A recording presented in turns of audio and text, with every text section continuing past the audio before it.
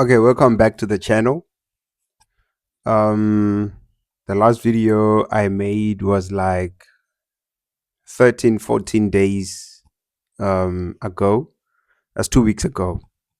So we're here now and I want to cut this Sasol trade because honestly it was an emotional trade that I made just purely based on the development in the Middle East and in this past 2 weeks I thought about it and I came to a conclusion to cut it because not because Sasol is not going to go down, but it probably won't even give me as much profit as I would like. So, yeah, um, let's cut the Sasol trade and then we'll talk about gold.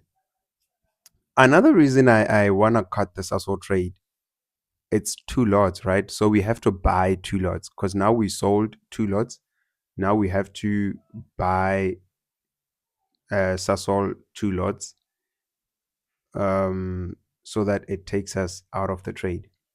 So, like, I'm also thinking the effects of the war are gonna stick around for a while, right? It's not something that's just gonna go away as soon as the war is over. Yeah, the stocks can adjust a little bit as soon as the war is over, but you see my camera is doing that thing again. Just ignore my camera. Listen to me. It's gonna catch up whenever it wants to.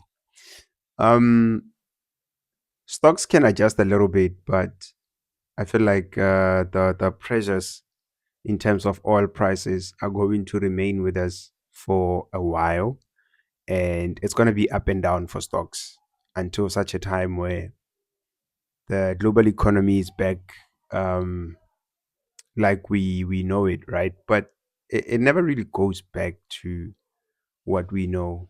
So I'm cutting the Sasol trade. I will sell it next time, and then we can talk about gold. So I know that on Brockstock, if you want to cut a trade, you have to do the opposite trade.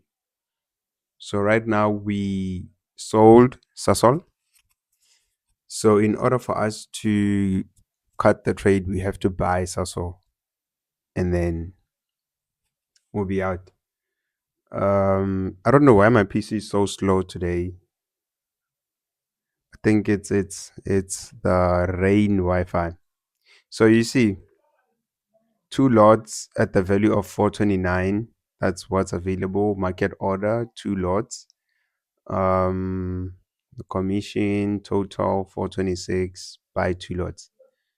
So I expect that after I buy two lots, it's supposed to close my Sasol trade. Your order is being processed. The confirmation will appear shortly. Okay. Now we're about to find out if it really did it or not. Let's check under portfolio. Yeah, you see, we only have the gold trade remaining. So that Sasol trade has been cut, and I think I lost about $50 from it because it was down like $50. Looking at the available amount in my account, it looks like I still have 960. So it looks like maybe I lost what? Yeah, I lost $50, and then gold gave me near 10 rand. So that's why it looks like I lost 40 rand, right? Now let's talk about gold. Let me show you that setup is still playing out. You see, this is the setup that we had from the first video that I made when I opened the gold trade. My thing is gold is gonna come here to this red line. So I like that it's actually looking like it's doing that, and we're already in profit. So that one, this is a properly analyzed trade, unlike the Sasol one where I was taking advantage of the movements in oil. So what I don't like now is that Donald Trump says something, the markets move, and then the Iranians say something, the markets move, and then Donald Trump say something, the markets move. It's just chaos right now. and I didn't have a proper setup for Sasol. So this is a very good setup. I expect that gold will come to this red line and then further to this one. But I'm going to take my profit as soon as it hits here. And you can see it's well on the way there. So this is a very good trade for us. And we are currently just 2% in profit, which is very good. I was also thinking of actually buying Aspen. I think I'm going to buy a company called Aspen. It's a pharmaceuticals company, and I have some hopes that Aspen is going to do well in the near future. Um, Never mind my camera, guys. If you use the rain Wi-Fi, you'd understand that whenever it's rainy outside, rain Wi-Fi doesn't work so well. So I'm getting a lot of lag from the thingy. Okay. So we're already on 962. Gold is pumping. So it looks like we can sell a maximum of 32 lots. If we sell 2 lots, they're going to cost us 262. Let's see if we buy 5 lots, 600. We don't have that much. Well, we do because we have 800 and something, but no, we have to give gold some place to play around. Okay. So they want the lots to be in multiples of 2. So instead of buying 2, we're going to buy 4. Um, and then hopefully Aspen does well. So yep, we are in. And I must say, I have analyzed Aspen as one of the companies that I'm invested into, right? So this is not coming like that Sasol trade. This is one of those companies where I actually have a real setup. Let me show you something. This is one of those trades where I actually have a setup, and um, I bought it in terms of investing into it, and now I think it's in a good position to replace Aspen. To replace Sasol, excuse me. I see Aspen going above 150 somewhere there, and it's currently around 130. So that's gonna be not much, but we're gonna capture some upside a little bit. So I just want to open the charts and show you um, the analysis. I used my moving averages on Aspen to see whether I can buy it or let it go. So let's do this. Aspen.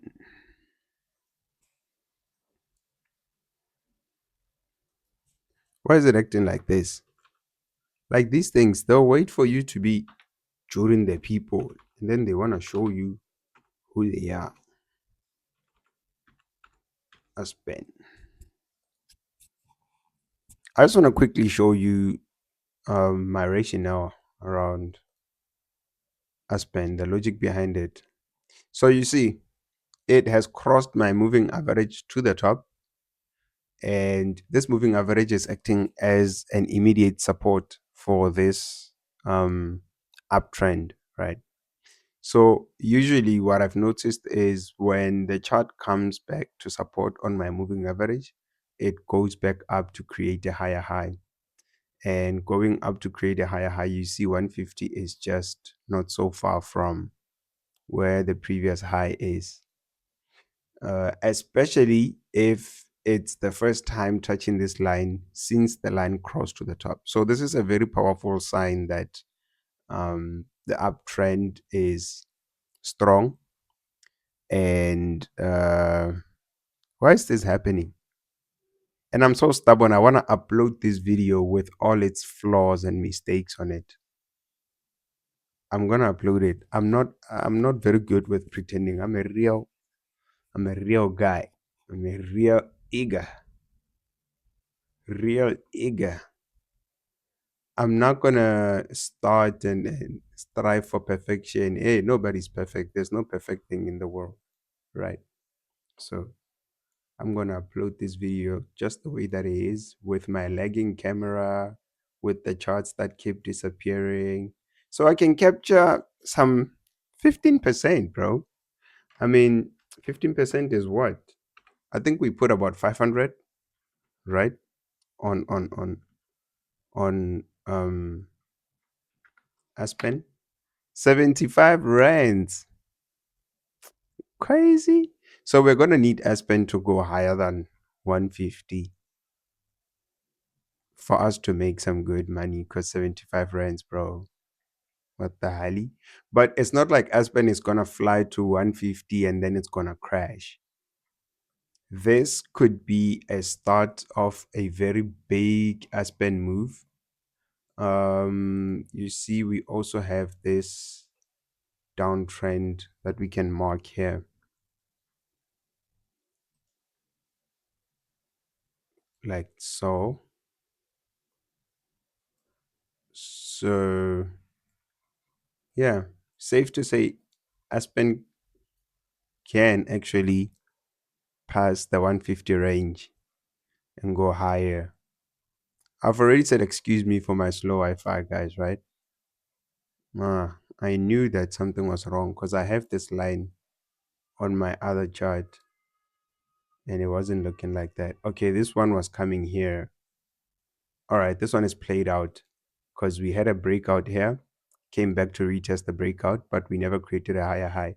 Okay, and if you're gonna use this high, then this means Aspen is gonna have to come here. That's a little bit too ambitious. So I think I'm gonna use this one. I'm gonna use this one. It made a first touch here. Wait, let me delete this one.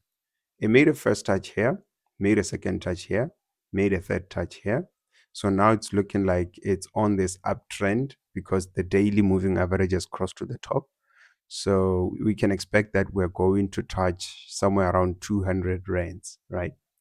And if it happens that way, then we can capture close to 76%, which is now we're talking, right? If we have a breakout and it actually comes to take out this part here, then we're going to capture, let me see.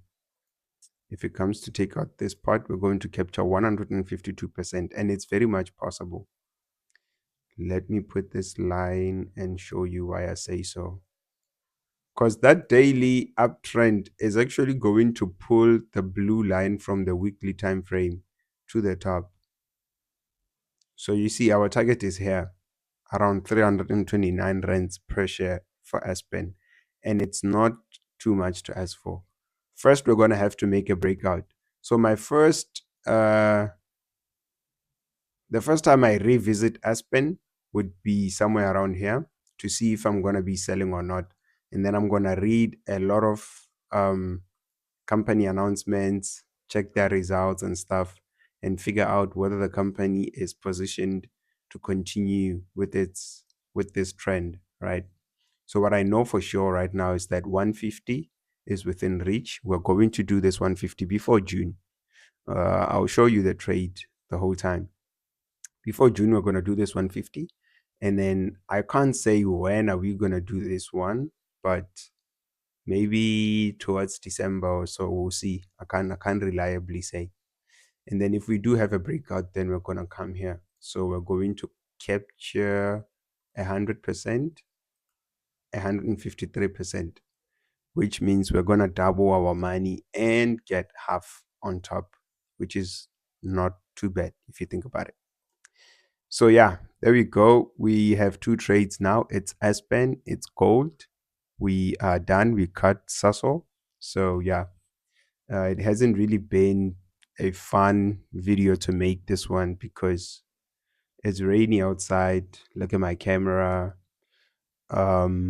but I promise that I'm going to be consistent in showing you the moves that I'm making on this account. So I hope you also don't mind, because the voice is coming on time. The moves on the computer are coming on time. It's just the camera not cameraing.